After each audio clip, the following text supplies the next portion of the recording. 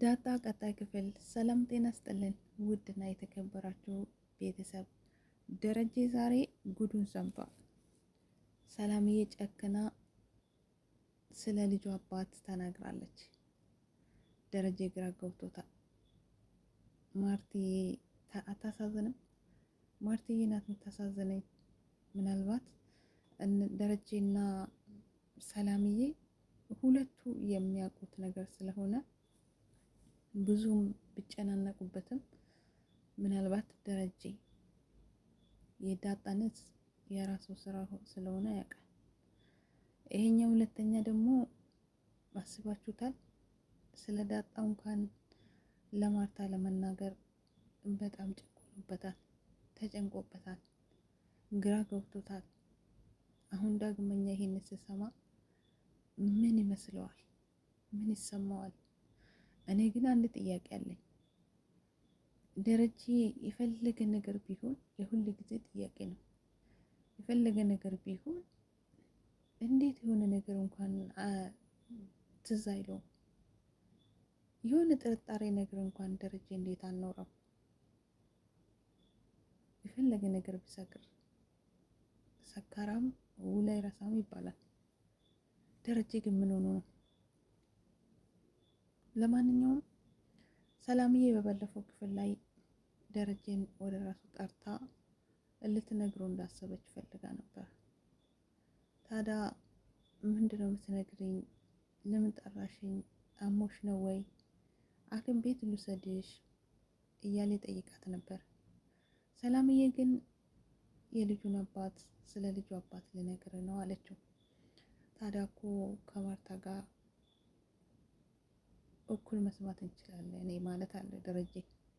ነገር ግን ደስ ብሎት ነበር የመጀመሪያ ቀን። ንገሪን እንወቀው አላት። እሷ ግን ከነገርኩ በጣም ኃይለኛ ነገር ነው የምነግርህ፣ ስለዚህ ትንሽ ፈርቼ ነው በማለት ሰላምዬ ፊቷ ልክ አይደለም። ደረጀ ግን ደነገጠ። ከልጅሽ የልጅሽ አባት ወይንም ደግሞ ልጅሽ ከኔ ጋር ምን ያገናኛል በማለት በጣም ጮሆባታል። ማርታ ሳሎን ላይ ቁጭ ብላ እስከምትሰማና እስከምትመጣ ድረስ ተረጋጋ፣ እትዬ ትመጣለች፣ ድምጻችን እያዳመጠች ነው በማለት ሰላም ለማረጋጋት ሞክራ ነበር ደረጀ ግን ደንግጦ የሰው ወሬም ስለነበረ ምን ያገናኘዋል? የልጅሽን አባት ልጅሽን ከኔ ጋር ምን ያገናኘዋል?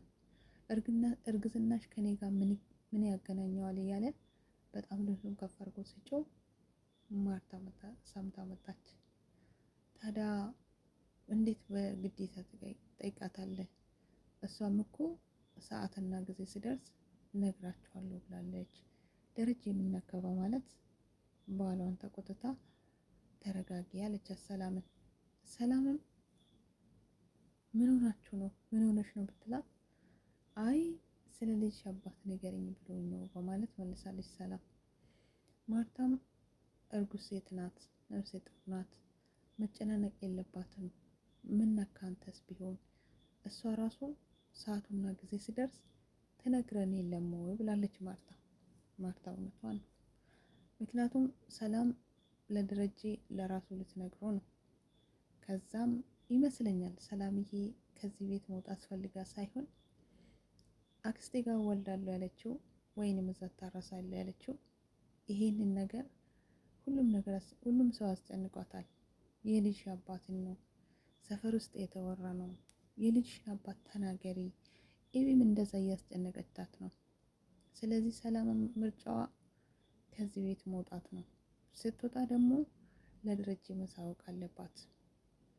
ለዛም ለደረጀ ልጁ የሱ እንደሆነ የዳጣ ወንድም እንደሆነ ለመናገር ሰላምዬ ቆርጣ ደረጀ በሌላኛው ቀንም ጠርታ መኪና ውስጥ ተቀምጣ ልነግርህ እፈልጋለሁ ዛሬ ብለዋለች።